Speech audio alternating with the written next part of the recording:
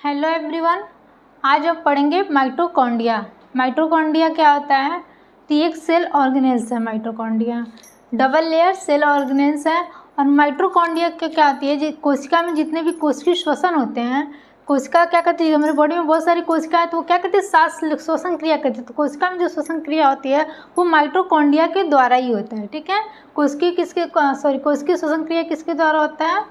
तो माइटोकॉन्ड्रिया के द्वारा। माइटोकॉन्ड्रिया की ऑक्सीजन की नीड होती है, उसको ऑक्सीजन चाहिए होता है कोशिका श्वसन के लिए। ठीक है, अब हम लोग ये जानते हैं, अभी आप सोचेंगे कि फेफड़ा भी तो है, क्या है, सांस लेने में तो फेफड़ा हेल्प करता है। तो जो फेफड़ा है हम लोगों का, लंग्स है, वो क्या करता है, सांस को ऑक्सीजन को भर के रखता है। ठीक है, जो हम लोग का फेफड़ा है वो क्या करता है, ऑक्सीजन को भर के रखता है। एक तरह से समझ लो टंकी, जो पानी वाली टंकी है, तो क्या होता है उसमें क्या करते हैं, पानी हम लोग भर देते हैं, लेकिन जितने भी घर के अंदर पानी सप्लाई करना, तो पाइप के थ्रू क्या करते हैं, उसको सप्लाई करते हैं। तो वैसे ही क्या है, जो लंग्स है वो उसमें क्या होता है, ऑक्सीजन भर के रखा था, टंकी का काम करता है, भर के उसमें ऑक्सीजन रखी रहती है। और उसकी वजह से ब्लड के थ्रू, वहाँ से फेफड़े से ब्लड के थ्रू ऑक्सीजन को बॉडी के हर एक पार्ट तक, हर एक कोशिका तक, सेल तक पहुँचाने का काम करता है। ठीक है, ब्लड के थ्रू ऑक्सीजन सारे सेल्स, जितने भी बॉडी में सेल्स है, सभी सेल्स के पास क्या करता है, ऑक्सीजन पहुंचाता है। अब वो ब्लड में क्या प्रेजेंट होता है, हीमोग्लोबिन। ले जाने का काम तो ब्लड करता है, लेकिन ब्लड जो ले जाने का काम होता है वो हीमोग्लोबिन के थ्रू जाता है।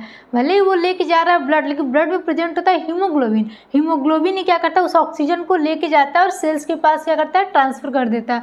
अब वो सेल्स पर ट्रांसफ़र करता है, तो ऑक्सीजन किस में जाता है, माइटोकॉन्ड्रिया में। इसीलिए माइटोकॉन्ड्रिया को क्या बोलते हैं, powerhouse of the cell बोलते हैं। कोशिका को क्या बोलते हैं, पावर हाउस, जिसमें सारा ऑक्सीजन भर के रखा रहता है। और इसी के थ्रू माइटोकॉन्ड्रिया क्या करती है, माइटोकॉन्ड्रिया के थ्रू जो कोशिका होती है, सेल होती है, वो क्या करती है, श्वसन क्रिया करती है, सांस लेती है। अब जो माइटोकॉन्ड्रिया होता है उसमें एक प्रकार का साइकिल चलता है। साइकिल का मतलब समझिए तो रिएक्शन, एक प्रकार का रिएक्शंस होता है उसमें। उस रिएक्शंस को क्या बोलते हैं, क्रेब्स साइकिल्स बोलते हैं। ठीक है, साइकिल चलता है उस रिएक्शन माइटोकॉन्ड्रिया के अंदर, उसको क्या बोलते हैं, क्रेब्स साइकिल। और इस क्रेब्स साइकिल की खोज किसने की थी, क्रेब नाम के वैज्ञानिक ने की थी। क्रेब नाम के एक वैज्ञानिक ने क्रेब साइकिल की खोज की थी, इसीलिए उन्हीं के नाम पे माइटोकॉन्ड्रिया के अंदर जो साइकिल्स होता है उन्हीं के नाम पे रखा गया क्रेब साइकिल। ठीक है, क्रेब साइकिल के अंदर क्या होता है, एटीपी की सिंथेसिस होता है, एटीपी बनता है उसमें एनर्जी के रूप में। एटीपी बनता है, कितने एटीपी बनते हैं, 38 टाइप के एटीपी बनते हैं। ठीक है, माइटोकॉन्ड्रिया के अंदर क्या होता है, 38 टाइप के जो एटीपी बनते हैं। एटीपी का फुल फॉर्म क्या होता है, एडिनोसिन ट्राइफॉस्फेटेज। एटीपी का फुल फॉर्म होता है एडिनोसिन ट्राइफॉस्फेटेज। ये 38 टाइप का एटीपी बनता है। वो जो 38 एटीपी होता है वो एक ग्लूकोज का निर्माण करता है, और एक ग्लूकोज जो बनता है वो क्या करता है, उसी से हमें क्या होती है, एनर्जी मिलती है। हमारी कोशिका में जितने भी कोशिकाओं और जितने सेल ऑर्गेनेल्स होते हैं, उसको काम करने के लिए तो एनर्जी की तो नीड होनी चाहिए। तो वो एनर्जी क्या होता है, ग्लूकोज से मिलती है। वो ग्लूकोज कैसे बनता है, तो माइटोकॉन्ड्रिया में बनता है। माइटोकॉन्ड्रिया में साइकिल्स होता है, उस क्रेब साइकिल चलता है, उसी के थ्रू क्या करता है, माइटोकॉन्ड्रिया को एटीपी बनता है, और उसमें क्या होता है, ग्लूकोज का निर्माण होता है। उसी ग्लूकोज से एनर्जी हमें मिलती है। तो चलिए अब इसको हम समझते हैं। माइटोकॉन्ड्रिया, यहाँ पे माइटो का मतलब क्या होता है, माइटो का मतलब होता है थ्रेड लाइक स्ट्रक्चर, जिसको बोलते हैं सूत्र।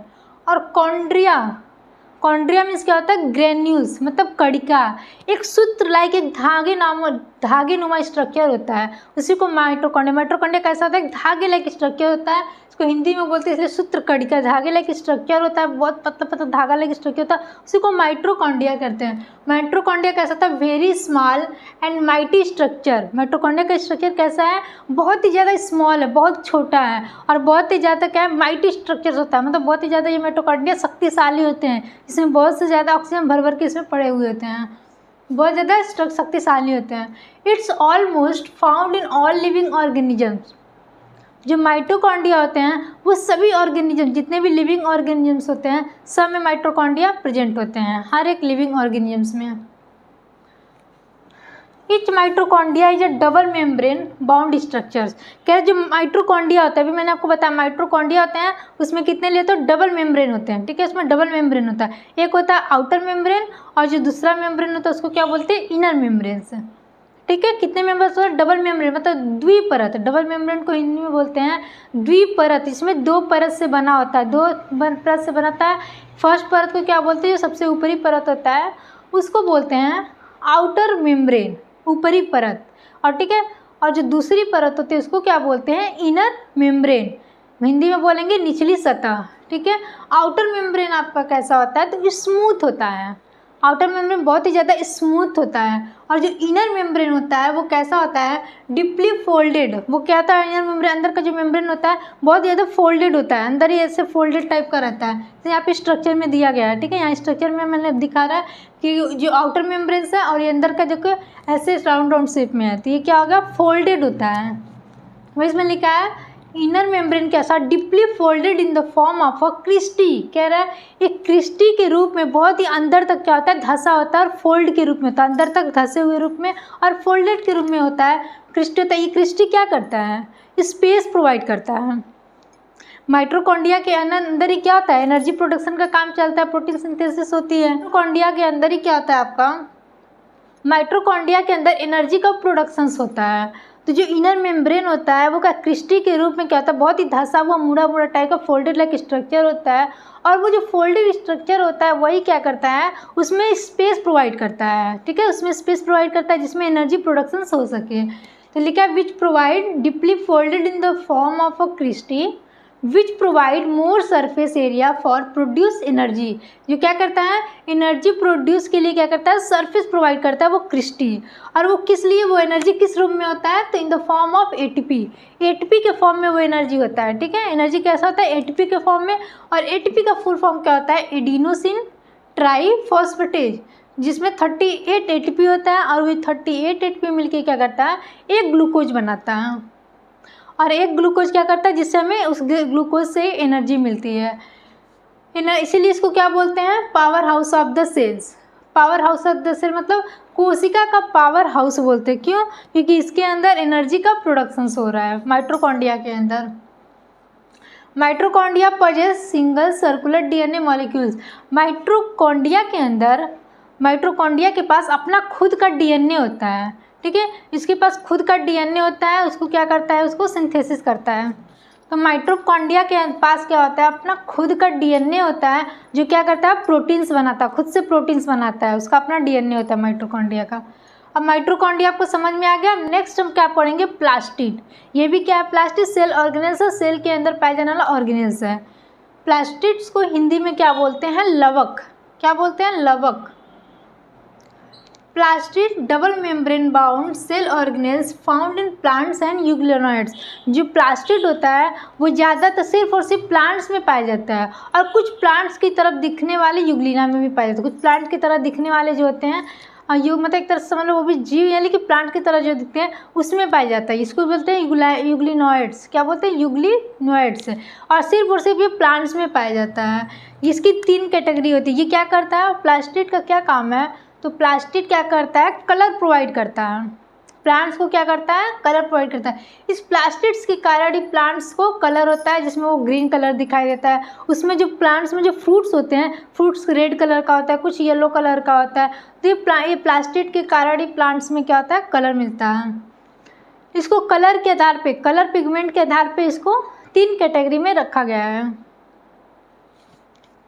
फर्स्ट कैटेगरी कौन सी है? क्लोरोप्लास्ट। फर्स्ट कौन सा है? क्लोरोप्लास्ट। सेकंड क्या है? ल्यूकोप्लास्ट। और थर्ड क्या है आपका? क्रोमोप्लास्ट। फर्स्ट क्या है? क्लोरोप्लास्ट, जिसको हिंदी में बोलते हैं हरित लवक। हरित लवक। क्लोरोप्लास्ट मतलब हरित लवक। हरित लवक देखो इसको नाम से समझ में आ रहा है, हरित लवक यानी जो हरे कलर का रंग प्रोवाइड करता है। क्लोरोप्लास्ट हरे कलर का रंग प्रोवाइड करता है। और ल्यूकोप्लास्ट को क्या बोलते हैं? अवर्णित लवक। अवर्णित लवक का मतलब क्या होता है? जो कोई कलर प्रोवाइड ही नहीं करता, वो कलरलेस होता है। ये कोई भी किसी भी प्रकार का कलर प्रोवाइड नहीं करता है।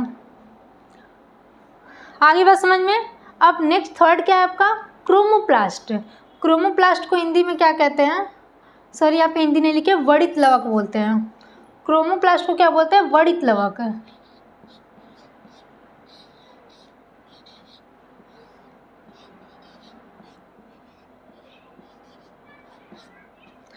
ल्यूकोप्लास्ट अवर्णित लवक, जो कलर प्रोवाइड नहीं करता, किसी भी प्रकार का कलर नहीं प्रोवाइड करता। अब क्रोमोप्लास्ट क्या होता है, वर्णित लवक जो क्या करता है, कलर प्रोवाइड करता है। अभी क्लोरोप्लास्ट हम देखते हैं जिसको हरित लवक कहते हैं, contain chlorophyll and carotenoids pigments.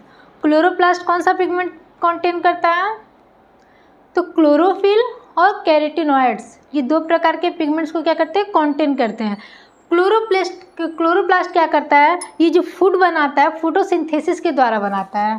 ठीक है, क्लोरोप्लास्ट क्या करता है, फोटोसिंथेसिस यानी प्रकाश संश्लेषण के द्वारा भोजन बनाता है और उस भोजन को स्टार्च के रूप में क्या करता है, स्टोर करके रखता है।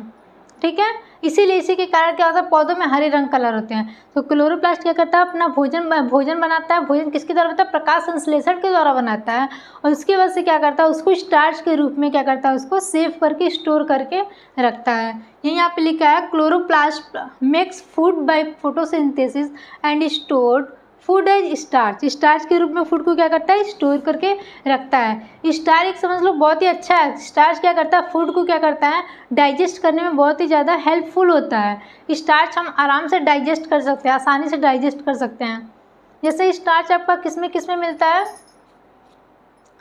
तो चोकर जो होता है उसमें भी क्या होता है, स्टार्च होते हैं। इसलिए कहते हैं ना कि आटा जो हम लोग डेली के रूटीन में आटा यूज करते हैं, अभी के टाइम में आटा क्या होता है, चक्की में जब पिसाते हैं तो वो आटा पूरी तरह से लोग महीन कर दे, उसके चोकर को भी क्या करें, चोकर को निकाल दे रहे हैं, अलग कर दे, महीन कर दे रहे पीस के। इसलिए वो क्या होता है, डाइजेस्ट नहीं होता, हमें तरह तरह की बीमारियाँ हो रही है। लेकिन जो चोकर होता है, जो आटा होता है, कभी कभी मशीन में उसको दरदरा पिसवाएंगे तो वो चोकर जो फॉर्म में होता है वो क्या करता है, हमें उसमें स्टार्च की मात्रा होती है, वो फूड को क्या करता है, आराम से डाइजेस्ट करवा देता है।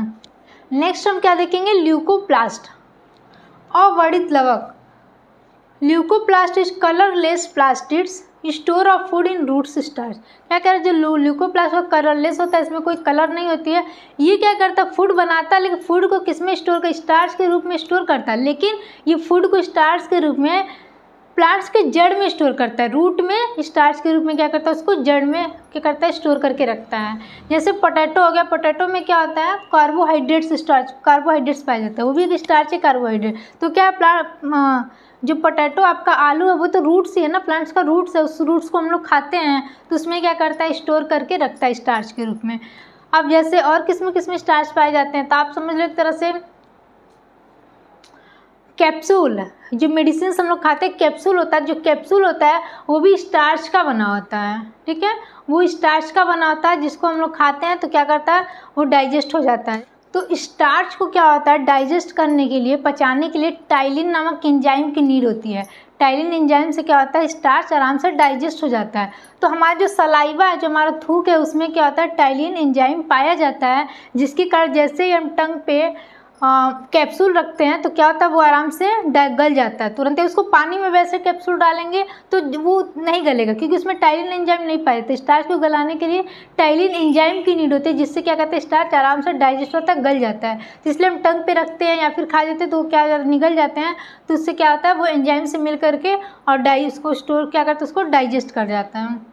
तो आपको ल्यूकोप्लास्ट समझ में आएगा। अब देखते हैं क्रोमोप्लास्ट, जिसको बोलते हैं वर्णित लवक, जो कलर प्रोवाइड करता है। तो ये क्या होता है, chromoplast fat soluble carotenoids pigments store coloured. ये क्या करता है, फैट सोल्यूबल्स होता है, फैट इसमें बहुत ज़्यादा फैट इसमें होता है, और ये क्या करता है, स्टोर कलर को स्टोर करके रखता है। कौन कौन से ज़्यादा से कौन कौन से कलर होते हैं, रेड कलर होते हैं, येलो कलर होते हैं और ऑरेंज कलर। रेड बहुत से कलर दे सकते हैं, लेकिन ज़्यादातर रेड, येलो और ऑरेंज, खास तौर पे ये तीन कलर क्या करते हैं, क्रोमोप्लास्ट के द्वारा ही प्रोवाइड होता है। ये किसमें, प्लास्टिड्स में पाए जाते हैं। अब देखते हैं टोमेटो जैसे हो गया, टोमेटो का कलर कौन सा होता है, रेड कलर होता है। जो ग्रीन चिल्ली होता है, हरी मिर्च, उसमें भी कलर रेड कलर का हो जाता है। जो टोमेटो और ग्रीन चिल्ली का कलर होता है वो किसके कारण होता है, लाइकोपेन पिगमेंट्स के कारण। लाइकोपेन के कारण ही क्या होता है, टोमेटो और ग्रीन चिल्ली का कलर रेड होता है। जो टोमेटो होता है, टमाटर होता है, उसका कलर लाल होता है। तो कैसे, कौन से पिगमेंट्स के कारण वो कलर लाल होता है, तो लाइकोपेन के कारण ही क्या होता है, उसका कलर लाल होता है। लाल मिर्च भी जो होता है, लाल कलर की जो मिर्च होती है, वो उसमें भी लाइकोपेन पिगमेंट्स पाए जाते हैं, जिसके कारण उसका कलर लाल होता है। नेक्स्ट आपका कैरोट मीन्स गाजर। जो गाजर का कलर होता है येलो कलर का होता है, तो वो किसके कारण होता है, बीटा कैरोटीन। बीटा कैरोटीन के कारण क्या होता है, गाजर का कलर येलो होता है। और ये बीटा कैरोटीन क्रोमोप्लास्ट में पाया जाता है। येलो कलर जो होता है, किसी भी चीज़ में येलो कलर्स पाए जाते हैं, तो वो किसके कारण होता है, ज़ैंथोफिल के कारण। ज़ैंथोफिल पिगमेंट के कारण क्या होता है, ज़ैंथोफिल के कारण होता है क्रोमोप्लास्ट में येलो कलर प्रोवाइड होता है।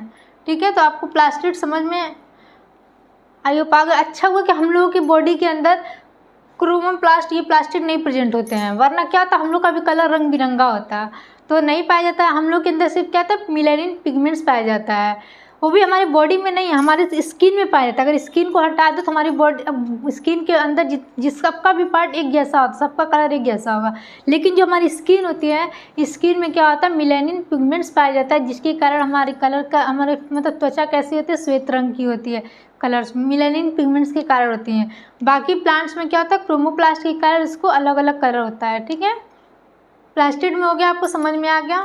प्लास्टिड का ये फिगर है आपका, ये भी डबल लेयर होता है, आउटर मेम्ब्रेन होता है, इनर मेम्ब्रेन्स होता है। ठीक है, आपको जो समझ में अगर नहीं आता इसमें से कोई भी टॉपिक, तो आप हमको कमेंट बॉक्स में कमेंट करिए, उसको हम फिर दोबारा से अच्छे से समझाने की कोशिश करेंगे।